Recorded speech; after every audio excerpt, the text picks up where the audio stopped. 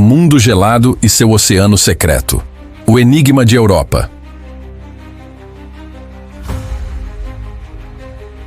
Entre as dezenas de luas que orbitam Júpiter, uma se destaca como um dos corpos celestes mais fascinantes do sistema solar: Europa. Com aproximadamente o tamanho da nossa Lua, esta pequena esfera gelada esconde um dos maiores mistérios da astrobiologia moderna. Sob sua superfície congelada, que reflete a luz solar com intensidade quase cegante, pode existir um oceano global de água líquida, com o dobro do volume de todos os oceanos terrestres combinados.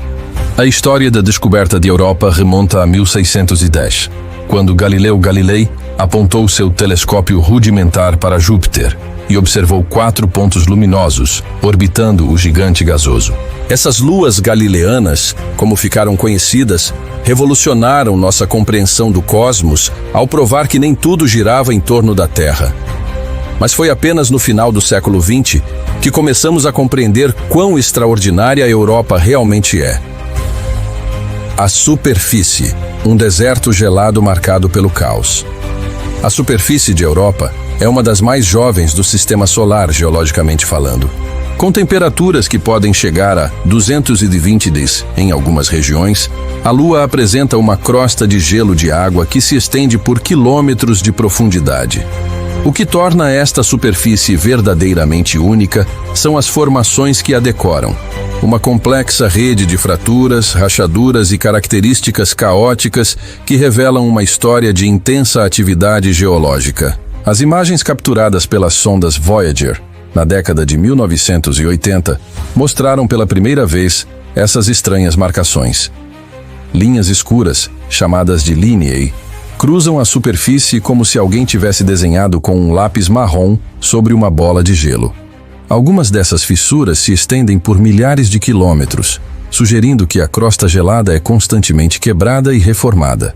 Regiões de terreno caótico apresentam blocos de gelo aparentemente embaralhados, como peças de um quebra-cabeça que foram separadas e recongeladas em posições aleatórias. A coloração avermelhada e amarronzada de algumas dessas características intrigou os cientistas por décadas. Análises espectrais sugerem a presença de sais minerais, compostos de enxofre e possivelmente materiais orgânicos que podem ter origem no oceano subterrâneo e foram trazidos à superfície através de processos geológicos. Essa contaminação da superfície por materiais do interior é uma das evidências mais tentadoras da existência do oceano oculto. As evidências do oceano global. A hipótese do oceano subterrâneo em Europa não é mera especulação científica, mas uma conclusão baseada em múltiplas linhas de evidência convergentes. A primeira grande pista veio das medições do campo magnético realizadas pela sonda Galileu durante suas passagens próximas à Lua entre 1995 e 2003. Europa possui um campo magnético induzido, que varia em resposta ao poderoso campo magnético de Júpiter. A melhor explicação para esse fenômeno é a presença de uma camada de material condutor de eletricidade abaixo da superfície, e água salgada seria o candidato ideal. A segunda evidência vem da análise da superfície jovem. Com pouquíssimas crateras de impacto visíveis, estima-se que a superfície de Europa tenha apenas entre 40 e 90 milhões de anos, um piscar de olhos em termos geológicos. Essa juventude implica que processos ativos continuam reformando a crosta, possivelmente através da circulação de gelo aquecido pelo oceano subjacente, um fenômeno conhecido como criovulcanismo. Observações do telescópio espacial Hubble em 2012 e 2016 detectaram plumas de vapor d'água sendo ejetadas da superfície de Europa, alcançando alturas de até 200 quilômetros. Embora essas observações precisem de confirmação, elas sugerem que o oceano pode estar ocasionalmente entrando em contato direto com o espaço através de fissuras na crosta gelada, oferecendo uma oportunidade única para futuras missões coletarem amostras sem precisar perfurar quilômetros de gelo. A estrutura interna, camadas de um mundo oceânico. Baseando-se em modelos gravitacionais e na densidade média de Europa, os cientistas construíram um perfil da estrutura interna da Lua. No centro, há um núcleo rochoso e metálico com cerca de 1.560 quilômetros de raio, rico em ferro e silicatos. Este núcleo é circundado por um manto rochoso que se estende por algumas centenas de quilômetros. Acima do manto rochoso, encontra-se o Grande Oceano Global, com profundidade estimada entre 80 e 170 quilômetros. Para colocar isso em perspectiva, o ponto mais profundo dos oceanos terrestres, a Fossa das Marianas, tem apenas cerca de 11 quilômetros. O volume desse oceano alienígena seria astronômico, potencialmente contendo 2 a 3 vezes mais água do que todos os oceanos da Terra combinados. Finalmente, cobrindo tudo isso, está a crosta de gelo de água, com espessura estimada entre 15 e 25 quilômetros, embora em algumas regiões possa ser muito mais fina. Esta casca gelada não é estática, mas sim uma camada dinâmica que interage constantemente com o oceano abaixo através de processos de congelamento, derretimento e convecção térmica. O motor gravitacional, forças de maré e aquecimento tidal. O abraço mortal de Júpiter. A chave para compreender como a Europa mantém um oceano líquido a uma distância tão grande do Sol está na sua relação gravitacional com Júpiter. A Europa orbita o gigante gasoso a uma distância média de 671 mil quilômetros, completando uma volta a cada 3,5 dias terrestres. Para comparação, nossa Lua orbita a Terra a cerca de 384 mil quilômetros de distância. A diferença crucial é que Júpiter possui 318 vezes a massa da Terra, exercendo uma atração gravitacional extraordinariamente poderosa sobre seus satélites. As forças de maré são criadas pela diferença na atração gravitacional em diferentes partes de um corpo celeste. O lado de Europa voltado para Júpiter experimenta uma força gravitacional maior do que o lado oposto, simplesmente porque está mais próximo. Essa diferença distorce a forma da Lua, puxando-a em um formato ligeiramente elipsoidal, como uma bola de rugby. Se a Europa orbitasse Júpiter em um círculo perfeito e sempre mostrasse a mesma face ao planeta, o que chamamos de rotação sincronizada, essa distorção seria constante e não geraria calor significativo. A Lua simplesmente permaneceria em uma forma ligeiramente esticada indefinidamente. Mas aqui entra em cena um fenômeno astronômico crucial: a ressonância orbital. A dança orbital, ressonância e excentricidade. Europa não está sozinha em seu balé gravitacional ao redor de Júpiter. Ela faz parte de um sistema de ressonância orbital com outras 2 grandes luas galileanas, Io e Ganimedes. Para cada órbita que Europa completa, Io completa exatamente 2 e Ganimedes completa exatamente meia. Essa relação matemática perfeita de 1, 2, 4 é conhecida como ressonância de Laplace. Essa configuração orbital tem consequências profundas. As interações gravitacionais repetitivas entre as 3 luas impedem que a órbita de Europa se torne perfeitamente circular. Quando Europa está no ponto mais próximo de Júpiter, periápside, a força de maré é mais intensa, distorcendo significativamente sua forma. Quando está no ponto mais distante, apoapside, a força diminui e a Lua relaxa parcialmente. Essa flexão constante, ocorrendo a cada 3,5 dias, é como dobrar repetidamente um pedaço de arame. O material aquece devido à fricção interna. O mecanismo de aquecimento tidal. O processo de aquecimento tidal em Europa ocorre em múltiplas escalas e através de vários mecanismos. No nível mais fundamental, a deformação cíclica causa fricção entre os grãos de rocha no manto e entre as moléculas de água no oceano. Essa fricção converte energia mecânica em calor através de um processo chamado dissipação tidal. A quantidade de calor gerada depende de vários fatores: a intensidade das forças de maré, a frequência da flexão e, crucialmente, as propriedades físicas dos materiais sendo deformados. Materiais mais viscosos ou pegajosos dissipam mais energia durante a deformação. O manto rochoso de Europa, ainda parcialmente aquecido desde a formação da Lua, tem viscosidade suficiente para ser um excelente gerador de calor tidal. Estimativas atuais sugerem que as forças de maré geram algo entre 100 e 200 terawatts de energia térmica em Europa. Para contextualizar, Isso é várias vezes mais energia do que toda a produção de energia humana na Terra, mas distribuído por todo o volume da Lua. Cerca de metade dessa energia pode estar sendo depositada no manto rochoso, enquanto a outra metade aquece o oceano e a camada de gelo. Esse aquecimento é suficiente para manter o oceano líquido mesmo a temperaturas superficiais que congelariam instantaneamente qualquer água exposta. É um equilíbrio delicado. A crosta de gelo age como um cobertor isolante, retendo o calor gerado internamente, enquanto a superfície irradia energia para o espaço. Se muito calor fosse gerado, toda a crosta derreteria. Se muito pouco, o oceano congelaria. Europa encontrou um ponto de equilíbrio notável. Comparações com outros mundos oceânicos. Europa não é o único corpo do sistema solar aquecido por forças de maré. Io, sua companheira mais interna na ressonância de Laplace, experimenta aquecimento tidal tão intenso que é o corpo geologicamente mais ativo do sistema solar, com centenas de vulcões ativos jorrando enxofre e lava de silicato. As forças de maré em Io são cerca de 6 vezes mais intensas do que em Europa, resultando em um mundo infernal de vulcanismo perpétuo. Encélado, uma pequena lua de Saturno com apenas 500 quilômetros de diâmetro, também possui um oceano subterrâneo aquecido por forças de maré, embora em escala muito menor.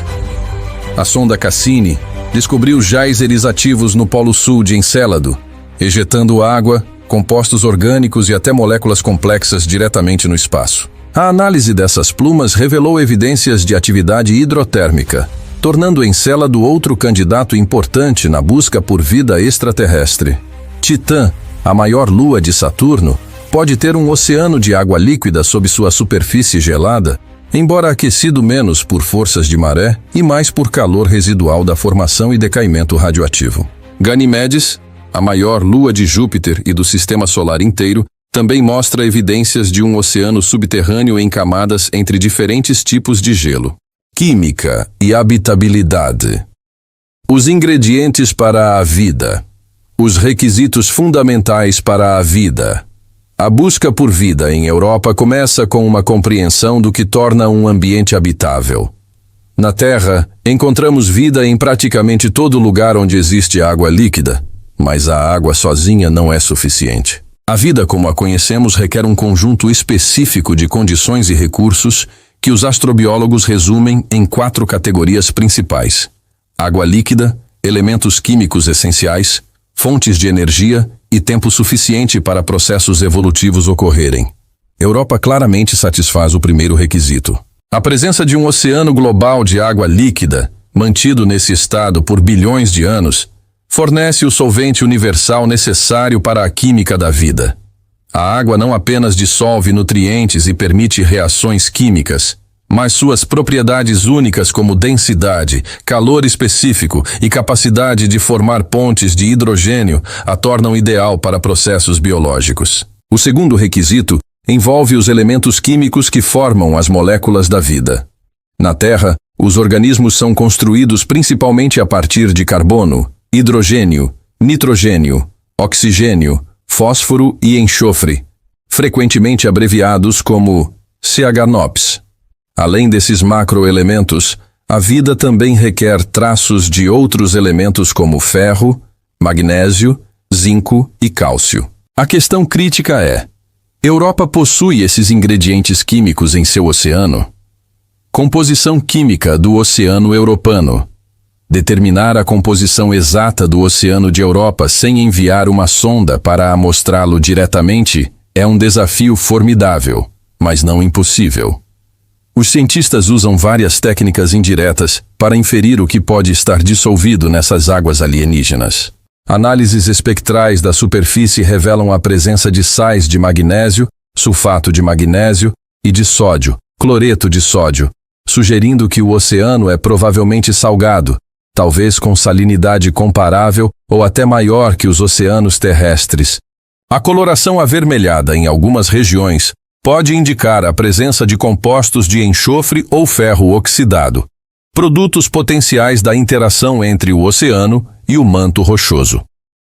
A detecção de dióxido de enxofre e peróxido de hidrogênio na superfície é particularmente intrigante. Esses compostos são criados quando radiação de alta energia de Júpiter e do espaço interestelar bombardeia o gelo superficial, quebrando moléculas de água e criando espécies químicas reativas. Se esses oxidantes penetrarem na crosta através de fraturas e alcançarem o oceano, poderiam servir como fontes de energia química para formas de vida quimiotróficas. O carbono, elemento fundamental para a química orgânica, provavelmente está presente no Oceano de Europa. Meteoritos carbônicos, ricos em compostos orgânicos, bombardearam a Europa ao longo de sua história, depositando carbono e outros elementos essenciais. Além disso, reações químicas no fundo oceânico entre água e rochas ricas em carbono poderiam liberar dióxido de carbono, metano e outros compostos de carbono no oceano. Fontes de energia. O desafio da escuridão. Um dos maiores desafios para a vida em Europa é a ausência completa de luz solar no oceano subterrâneo. Na Terra, a fotossíntese forma a base da maioria das cadeias alimentares, convertendo energia solar em energia química. Mas sob quilômetros de gelo, nenhum fóton de luz solar pode penetrar, eliminando a fotossíntese como uma opção. Felizmente, a Terra também hospeda ecossistemas inteiros que prosperam na escuridão total, independentes da luz solar. As fontes hidrotermais no fundo dos oceanos terrestres suportam comunidades biológicas vibrantes, baseadas inteiramente em quimiossíntese, um processo onde organismos extraem energia de reações químicas inorgânicas. Bactérias quimiosintetizantes nas fontes hidrotermais terrestres oxidam sulfeto de hidrogênio, metano ou hidrogênio para obter energia, produzindo compostos orgânicos que alimentam ecossistemas complexos, incluindo vermes tubulares gigantes, caranguejos cegos e peixes adaptados a condições extremas. Esses ecossistemas demonstram que a vida pode existir e prosperar sem qualquer conexão com a fotossíntese. Europa poderia ter fontes hidrotermais similares. Conforme a água do oceano penetra em fraturas na crosta rochosa no fundo oceânico, ela seria aquecida pelo calor geotérmica e tidal, dissolvendo minerais e elementos da rocha. Essa água quente e rica em químicos emergiria de volta ao oceano através de fendas e chaminés, criando gradientes químicos que a vida poderia explorar. Interação água-rocha e serpentinização. Um processo geoquímico particularmente promissor para gerar energia química é a serpentinização. Este processo ocorre quando a água interage com rochas ricas em olivina, um mineral comum em mantos planetários. Durante a serpentinização, o ferro na olivina é oxidado, a água é reduzida e hidrogênio molecular é liberado. O hidrogênio molecular é uma fonte de energia fantástica para micróbios metanogênicos, organismos que combinam hidrogênio com dióxido de carbono para produzir metano e energia. Esses organismos são extremamente comuns na Terra e poderiam prosperar em Europa se serpentinização estiver ocorrendo. Evidências de serpentinização foram encontradas em Encélado através da análise de suas plumas. A sonda Cassini detectou não apenas água e compostos orgânicos, mas também hidrogênio molecular em abundância, uma forte indicação de reações água-rocha ativas no fundo do Oceano de Encélado. Se processos similares ocorrem em Europa, o oceano poderia estar sendo continuamente enriquecido com hidrogênio e outros produtos químicos energéticos. A circulação oceânica transportaria esses produtos químicos do fundo oceânico para o resto do oceano, potencialmente criando nichos habitáveis em diferentes profundidades e regiões. Zonas de mistura, onde água quente rica em químicos encontra água fria oxigenada da base da camada de gelo, poderiam ser particularmente favoráveis para a vida. Tempo geológico e estabilidade ambiental. O quarto requisito para a habitabilidade é tempo suficiente para a vida originar e evoluir. Europa tem aproximadamente 4,5 bilhões de anos, a mesma idade do Sistema Solar. Embora não saibamos exatamente quando o oceano se formou, modelos sugerem que pode ter existido por bilhões de anos, potencialmente desde muito cedo na história da Lua. Na Terra, A vida apareceu surpreendentemente rápido em termos geológicos, com evidências de organismos microbianos datando de pelo menos 3,5 bilhões de anos atrás, apenas cerca de 1 bilhão de anos após a formação do planeta. Se a origem da vida for um processo relativamente rápido quando as condições corretas existem, Europa teve tempo mais do que suficiente para que a vida surgisse e se diversificasse. A estabilidade do ambiente também é crucial. Flutuações extremas em temperatura, pressão ou química podem interromper processos biológicos. O Oceano de Europa, protegido da superfície por quilômetros de gelo e aquecido constantemente por forças de maré, pode ter proporcionado um ambiente notavelmente estável por éons, muito mais estável do que a superfície da Terra com suas eras glaciais, impactos de asteroides e deriva continental.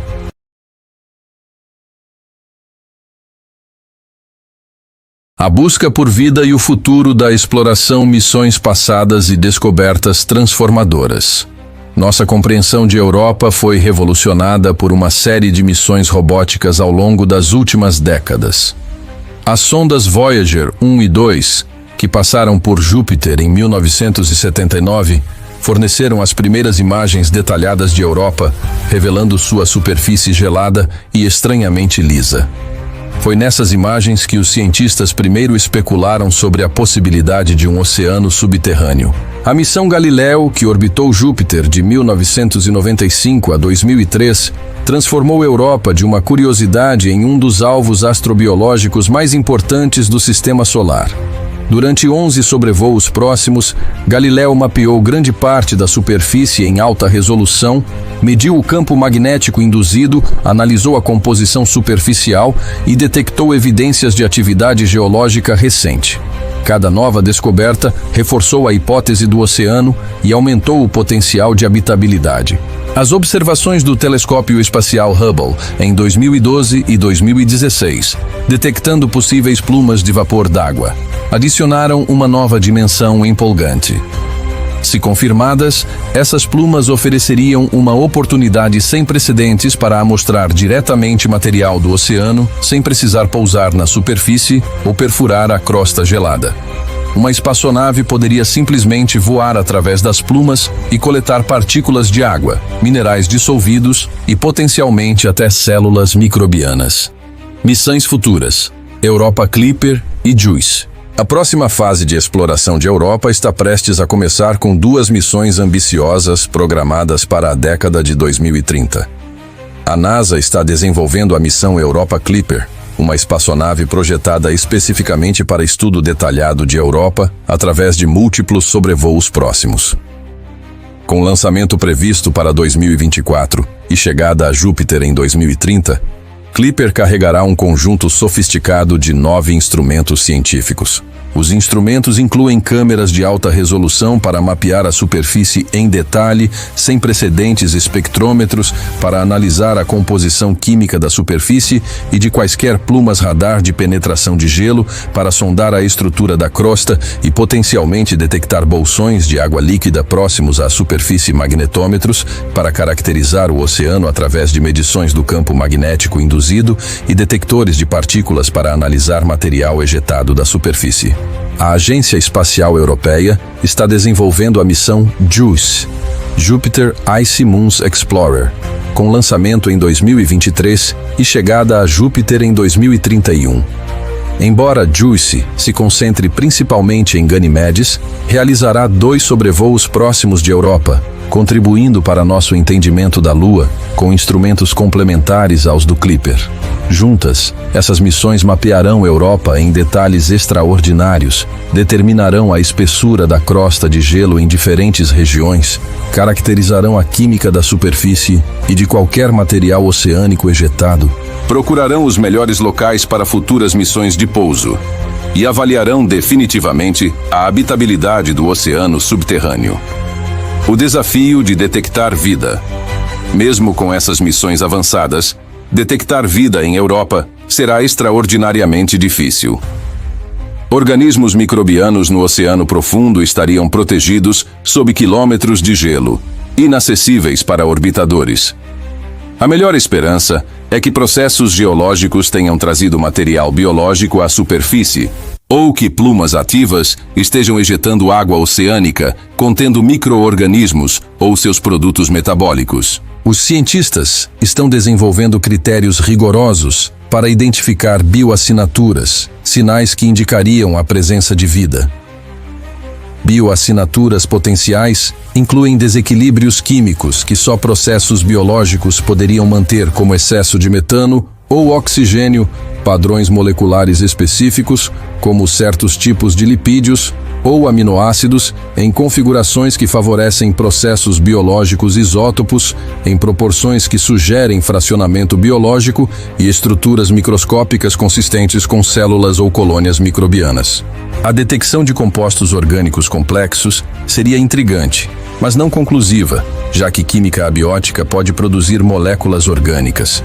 A chave seria encontrar padrões de complexidade, homoquiralidade, preferência por moléculas com uma orientação específica, ou assinaturas metabólicas que sejam difíceis de explicar sem invocar processos biológicos. Conceitos para missões de pouso e penetração. O sonho último dos astrobiólogos é enviar um lander à superfície de Europa e, eventualmente, um veículo submersível ao oceano. Vários conceitos estão sendo desenvolvidos. Um lander poderia carregar laboratórios miniaturizados capazes de analisar amostras de gelo, procurando moléculas orgânicas, bioassinaturas químicas e até células preservadas no gelo que foram transportadas do oceano à superfície. Conceitos mais ambiciosos envolvem penetradores de gelo ou criobots, sondas aquecidas que derretem seu caminho através da crosta de gelo.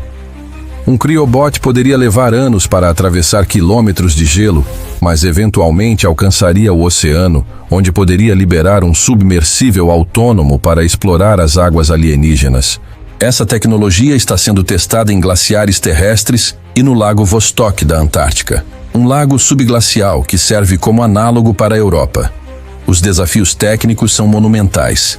Sobreviver à intensa radiação na órbita de Júpiter, comunicar através de quilômetros de gelo, operar autonomamente por anos sem suporte humano, evitar contaminar a Europa com micróbios terrestres, e tudo isso com energia limitada em um ambiente onde painéis solares são ineficientes devido à distância do Sol.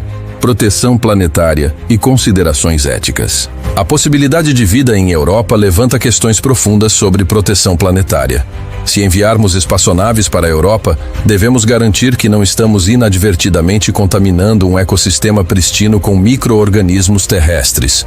Os protocolos de esterilização para missões à Europa são extremamente rigorosos, exigindo que as espaçonaves sejam aquecidas, irradiadas e construídas em salas limpas para minimizar contaminação biológica. Há também questões éticas sobre nossos direitos de explorar e potencialmente perturbar um ecossistema alienígena. Se encontrarmos vida em Europa, mesmo vida microbiana simples, isso teria implicações filosóficas profundas. Não estaríamos mais sozinhos no universo. A vida teria surgido independentemente pelo menos 2 vezes em nosso próprio sistema solar, sugerindo que pode ser comum em toda a galáxia. O significado mais amplo da busca. A exploração de Europa transcende a simples curiosidade científica.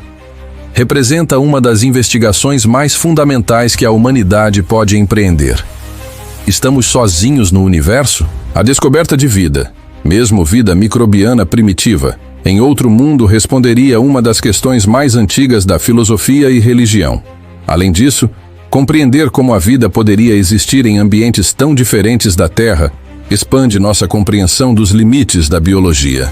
Se a vida em Europa existe, ela pode ter se originado independentemente da vida terrestre, representando um segundo exemplo de abiogênese. Comparar 2 árvores da vida completamente independentes nos ensinaria sobre princípios universais da biologia versus características que são acidentes históricos da vida na Terra. Europa também serve como proxy para incontáveis mundos oceânicos que podem existir ao redor de outras estrelas. Com milhares de exoplanetas descobertos, incluindo muitos na zona habitável de suas estrelas, a questão da habitabilidade de mundos oceânicos se torna cada vez mais relevante. Europa é nosso laboratório local para testar hipóteses sobre vida em tais ambientes. Conclusão: um oceano de possibilidades. Europa permanece como um dos destinos mais tentadores na exploração espacial. Seu oceano global, aquecido por forças gravitacionais que têm operado por bilhões de anos, pode oferecer condições adequadas para a vida. A química necessária está provavelmente presente, fontes de energia existem através de processos geoquímicos, e tempo suficiente se passou para permitir a origem e evolução da vida. Nas próximas décadas, aprenderemos muito mais sobre esta lua enigmática. As missões Clipper e JUICE revelarão detalhes sobre a estrutura da crosta, a composição do oceano e os processos geológicos ativos. Futuras missões de pouso e, eventualmente, penetração do gelo poderão finalmente responder à questão definitiva: há vida no oceano de Europa? Independentemente do que encontrarmos, a jornada para explorar a Europa já expandiu nossa compreensão de onde a vida pode existir e como planetas e luas evoluem. Cada nova descoberta nos aproxima de compreender nosso lugar no cosmos e as possibilidades extraordinárias que existem além do nosso pequeno planeta azul. O oceano oculto de Europa aguarda, guardando segredos que podem transformar para sempre nossa compreensão da vida no universo.